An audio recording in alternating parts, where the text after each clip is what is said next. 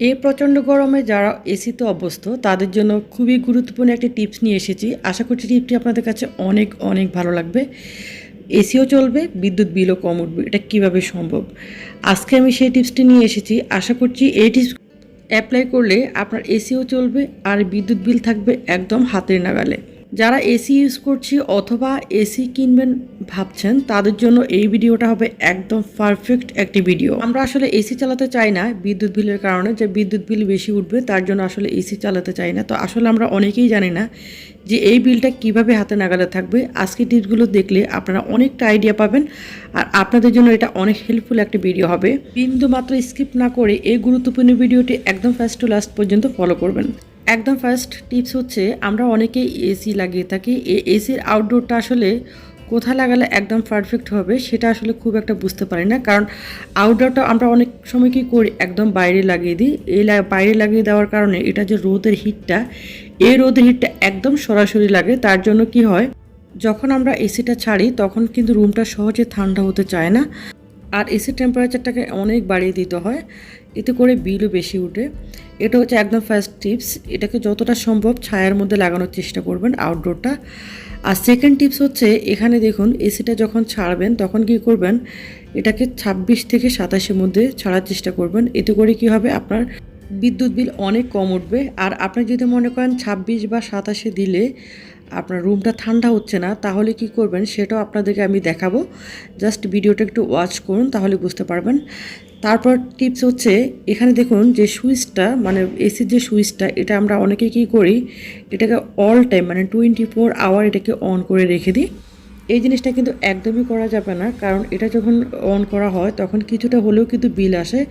এটা ইলেকট্রিশিয়ানদের কাছ থেকে এটা তথ্য পাওয়া, তা আমি আপনাদেরকে সাথে শেয়ার করার চেষ্টা করি যাতে আপনারা প্রপার ইনফরমেশন পান। তো এই সুইচটা যখন প্রয়োজন হবে তখন অন করলেন, আর যখন প্রয়োজন হবে না তখন অফ করে রেখে দিবেন। এতে করে আপনার বিদ্যুৎ বিল কিছুটা হলেও সাশ্রয়ী হবে। পরবর্তী টিপস হচ্ছে, আমরা অনেকেই কিন্তু যখন এসিটা ইউজ করি, মানে যখন চালাই তখন কিন্তু এই যে দরজাগুলো কিন্তু বন্ধ করে দিই। দরজা বন্ধ করে দিলে এই যে দরজার নিচে যে একটা ফাঁক থাকে, এটা কিন্তু সব রুমের দরজার মধ্যে এরকম থাকে, দেখুন একটু হলেও থাকে। তখন চালানোর পর চেষ্টা করবেন এই যে এরকম একটা কাঁথা অথবা যে কোনো ধরনের কাপড় দিয়ে এভাবে করে একদম পুরো যে ফাঁকা অংশটা সেটা একদম ভালো করে, যেন না এক ফোঁটাও কোনো বাতাস না বের হয়, এরকম করে দিয়ে দেওয়ার। এতে করে কী হবে, এসিটা যখন চালানো হবে খুব দ্রুত রুমটা ঠান্ডা হয়ে যাবে আর বাতাসটা না বের হওয়ার কারণে রুমটা লং টাইম ঠান্ডা থাকবে।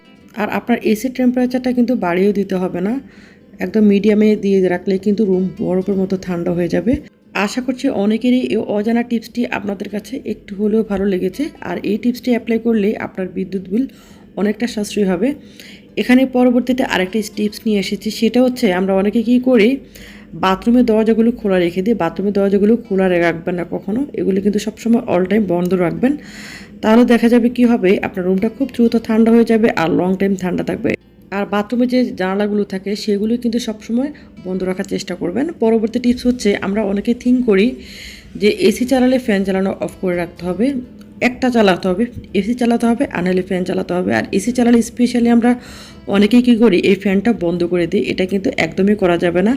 কারণটা হচ্ছে, এসিটা যখন 26 থেকে 27-এর মধ্যে দিবেন তখন রুমের টেম্পারেচারটা কিন্তু একরকম থাকবে। আর সাথে সাথে কী করবেন, এই ফ্যানটাকে হাই স্পিডে না, এটাকে মিডিয়ামে রেখে তারপরে দিয়ে দিবেন।